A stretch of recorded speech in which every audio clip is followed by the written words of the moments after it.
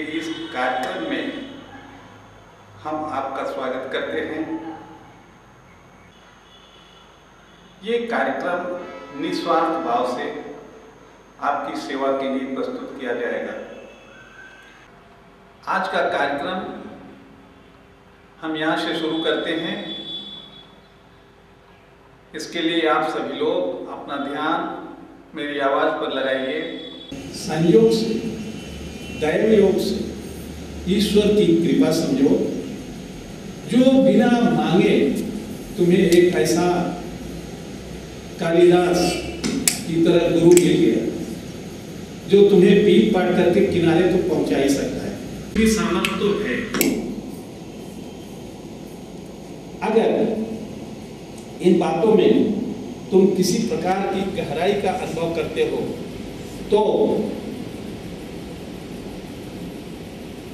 तो मन में बार बार सोचो तुम्हें क्या करना चाहिए। अपने कर्मों को निर्धारित करो कि तुम्हारा जीवन, बचा हुआ जीवन कैसे व्यतीत होना चाहिए। जो परमात्मा आंखों से नहीं दिखता उसे कैसे देखा जाए, कैसे अनुभव किया जाए। परमात्मा हर समय तुम्हारे साथ है। जब मैं कहता हूं तो क्या तुझे ये दिखाई नहीं देता कि तुम्हारे प्राण स्वरूप जो हवा जा रहा है ये तुमने बनाया? ये कहां से आ रहा है? उसी परमात्मा की देन है जो तुम्हारे साथ हर समय लगा है। तुम इसे क्या सोच रहे हो? ये उसी की कृपा है जिससे हम जीवित हैं। जो सिर पर 2 सींग लगा के आए, 2 हाथ की जगह पर 16 हाथ लगा के आए, उसे तुम परमात्मा समझते हो?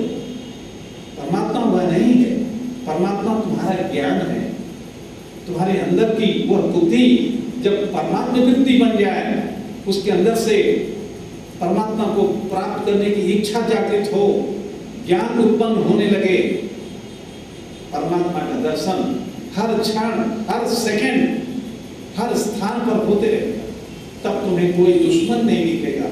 आज तुम्हें हर कोई दुश्मन दिखता है। बहुत से लोग मेरे साथ लड़के झगड़ के भाग लिए। क्या मिला उन्हें? कभी बैठ के सोचें, क्या पाया, क्या खोया? खोया ज्यादा, पाया कुछ नहीं, निराशा मिली। इसलिए साधु संतों के पास कुछ विचार लेके जाओ कि कुछ पाना है। जो तुम यहाँ भगवान को प्रसाद चढ़ाते हो उसे कौन खाता है? तुम खुद खाते हो। तुम मुझे जो देते हो उससे ज्यादा बढ़ चढ़कर तुम प्राप्त करते हो। इसलिए तुम देने के लिए मत आओ, लेने के लिए आओ।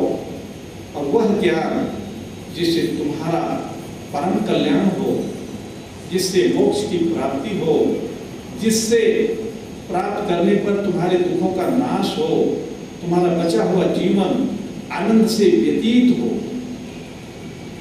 ऐसा ज्ञान प्राप्त करना चाहिए।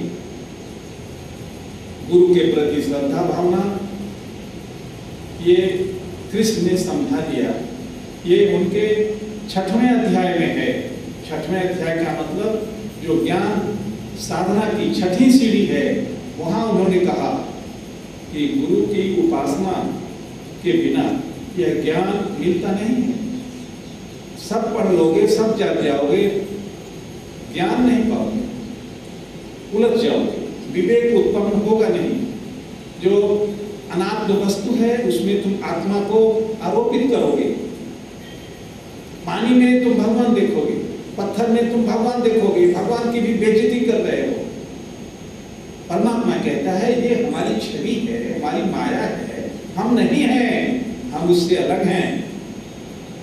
तो जो भक्त परमात्मा को इस प्रकार से तत्वरूपी ज्ञान से देखता है, जानता है, उसे श्री कृष्ण सबसे ज्यादा प्यार करते हैं।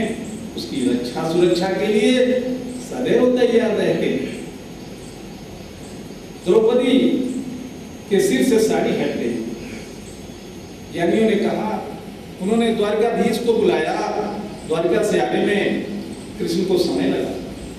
अपने अंदर के कृष्ण को बुलाए होते तो दुशासन का हाथ वहीं रुक जाता, फिर आगे नहीं उठता। नहीं समझा? तो साड़ी उतरने का मतलब तुम्हें कष्ट मिला, मान अपमान सहना पड़ा। क्यों? तुम्हारे भगवान कहीं बाहर हैं तुमसे, तुम उनकी बाट देखते हो। तुम्हारे अंदर जो चीज है, तुम्हारे अंदर जो ज्ञान है, जो पैसा है, रुपया है, जो तुम्हारी मुट्ठी में है, उसको तुम जब चाहे जहां खर्च कर सकते हो। दूसरों के आश्रय रह के आशा लगाए बैठे हो, मिलेगा तो मिलेगा, नहीं मिलेगा तो नहीं मिलेगा। मिल भी सकता है, नहीं भी मिल सकता है। करवैया वाला अपनी छाड़ बिरानी आस, जाके आंगन है नदी, सोकस मारे प्यास। जिसके घर के बीच से नदी बहती हो वो प्यासा मारे, अर्थात जिसके पूरे शरीर में रोम रोम में भगवान बसे हो, वो और किस भगवान को याद कर रहा भाई? और कौन सा भगवान है? उससे बढ़कर के कोई है क्या संसार में?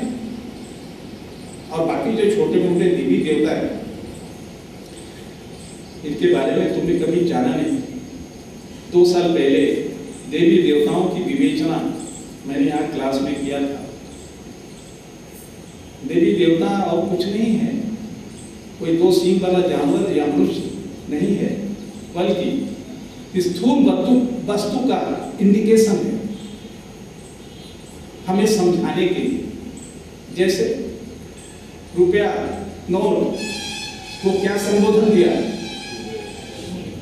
बोलो, लक्ष्मी। तो अलमारी में तुम लक्ष्मी को बंद करते हो क्या? रुपया रखते हो अलमीरा में, तो क्या है? लक्ष्मी है। लक्ष्मी का मतलब पूजनीय, वो स्थूल वस्तु है, कोई देवता नहीं है, कोई देवी नहीं है। उसी प्रकार से सरस्वती, सरस्वती क्या चीज है? हमारी ज्ञान, हमारी विद्या। कोई मूर्ति बना के बिना बजाते हुए ऐसे टुन टुन टुन टुन नहीं बैठा है, ये हमारे मन की कल्पना है। नहीं समझा? जितने देवी देवता हैं एक एक स्थूल वस्तु को इंडिकेट करते हैं। बस तुम स्थूल की पूजा कर रहे हो आज तक? स्थूल तुम्हारा कल्याण करेगा? अपने मन से सोचना कि तुम अब तक क्या कर रहे थे। एक मनुष्य समुद्र के किनारे बैठा था, कुछ उसके बगल में पत्थर के टुकड़े पड़े थे, एक एक उठाता था, समुद्र में फेंकता जाता था, फिर दूसरा उठाया, उसको फेंका, फिर तीसरा, ऐसा बहुत देर हो गया। लास्ट में हाथ से खोज रहा है तो वहां कोई पत्थर नहीं है, एक पत्थर मिला, देखा ध्यान से, अरे वो तो मणि है, मणि। ये कैसे बात बनी कि मैं इसे फेंक रहा हूं? अभी तक मैं इतनी मणियां फेंक दिया।